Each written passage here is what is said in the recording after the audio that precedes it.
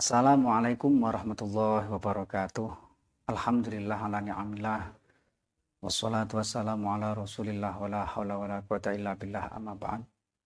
Pemirsa Wisnu Media yang saya hormati, kali ini saya akan mengkaji sebuah kitab karya dari Syekh Abdullah, yaitu kitab Sulamut Taufik. Bismillahirrahmanirrahim. Qala al-muallifu rahimahullah. Syekh Abdullah berkata, yajibu faslun, yajibu ala kafatil mukallafina at-tuhuru fi dinil Islam.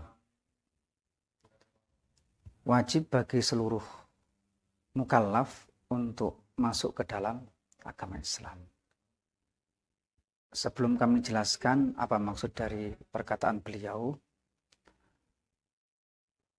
perlu diketahui bahwa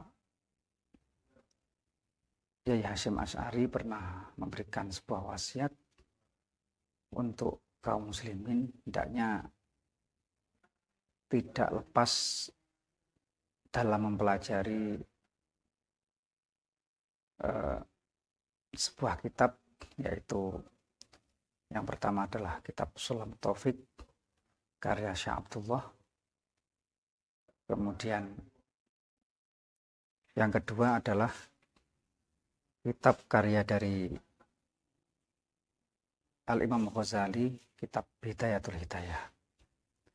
Kemudian kali ini saya akan mengkaji salah satu dari dua kitab yang diwasiatkan oleh beliau Syekh Hadratus Syekh Hasyim Asy'ari, yaitu kitab Sulamut Taufik. Dikatakan bahwa semua orang yang sudah mukallaf itu wajib untuk masuk kepada agama Islam. Pertanyaannya adalah yang pertama, siapakah orang mukallaf tersebut? Orang yang mukallaf adalah orang-orang yang sudah sampai pada baligh, kemudian berakal, sempurna akalnya. Kemudian yang ketiga adalah bahwa Islam sudah sampai, dakwah Islam itu sudah sampai kepadanya. Kemudian balik itu bisa kita ketahui ketika seseorang, baik itu perempuan atau laki-laki, sudah berumur 9 tahun minimal. Untuk laki-laki, dia sudah pernah mengalami mimpi basah, jadi 9 tahun batas minimal usianya.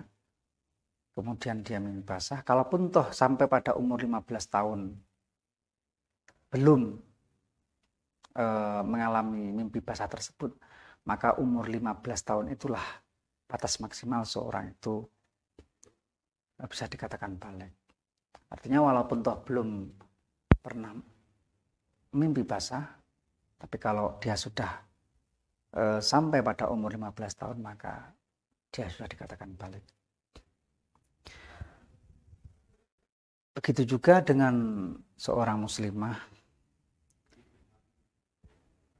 maka batas minimal dia bisa dikatakan baligh adalah ketika umur 9 tahun dia mengalami haid, menstruasi, sampai pada batas maksimal 15 tahun. Artinya apa? Kalau sebelum umur 9 tahun perempuan tersebut mengalami haid, maka ya mengeluarkan darah, maka darahnya tidak dikatakan haid.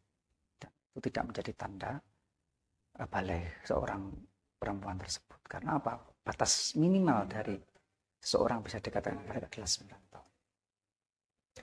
Begitu juga ketika sampai pada umur 15 tahun, muslimah tersebut belum pernah mengalami haid. Maka ketika dia sudah menginjak pada umur 15 tahun, maka umur 15 tahun itulah yang menjadi pertanda bahwa dia sudah baligh. Itu penjelasan tentang baligh. Selanjutnya adalah kenapa kita atau orang yang mukallaf yang sudah baligh, berakal, kemudian sudah sampai Islam kepadanya, dakwah Islam kepadanya, itu wajib masuk Islam, karena adalah disebutkan dalam Al-Quran surah Ali Imran ayat 19, A'udzubillahi minasyaitonirrajim. Innad dina 'indallahil Islam. Karena agama yang paling benar, agama yang diridhoi oleh Allah, yang diakui oleh Allah adalah agama Islam.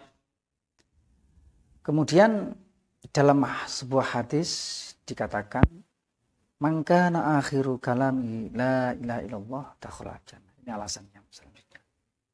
Di alasan pertama kenapa kita harus masuk Islam, yang pertama adalah karena agama Islam adalah agama yang benar, agama yang paling benar.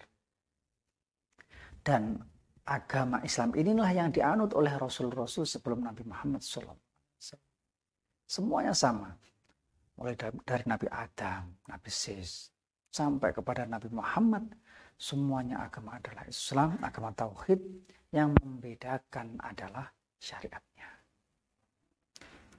Selanjutnya, alasan kedua kenapa kita harus masuk Islam adalah karena dikatakan dalam sebuah hadis yang telah saya sebutkan tadi, barang siapa yang pada akhir hayatnya keyakinannya adalah la ilaha illallah Muhammadur Rasulullah, maka dia dipastikan akan masuk surga.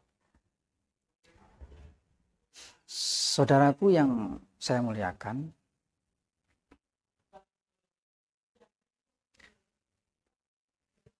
dari sini kita bisa menyimpulkan bahwa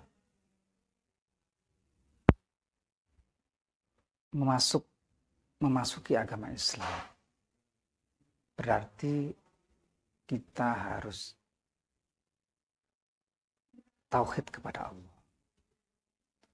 Jadi wong lek mlebu agama Islam otomatis dia harus mengakui keesaan Allah Subhanahu wa taala dan kenabian dari Muhammad Rasulullah SAW. Sehingga dikatakan bahwa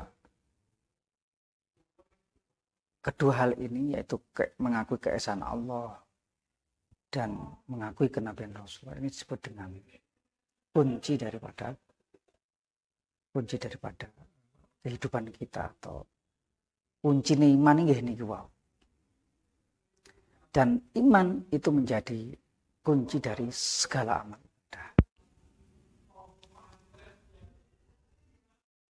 Amal kita, kebaikan kita itu akan bernilai di hadapan Allah kalau didasari dengan iman. Kebaikan yang tidak didasari pada iman, tidak didasari dengan iman, maka dia tidak akan berbuah menjadi sebuah pahala, berbuah atau menyebabkan ridhonya Allah, khususnya di akhirat nanti. Karena apa? Karena tidak ada dasar iman.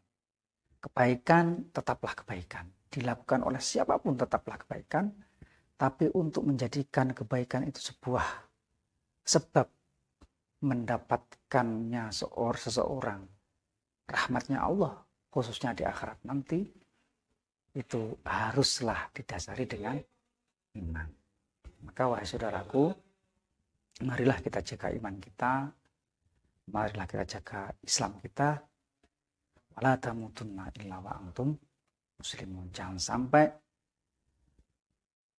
hendaknya kita selalu menjaga keislaman kita, kita menjaga keimanan kita sampai pada akhirat kita. Ojo sampai mati nih awake dhewe niku ucul imane, ucul islame. Sekian dari saya. Semoga kita semua diberkahi oleh Allah Subhanahu wa taala. Assalamualaikum warahmatullahi wabarakatuh.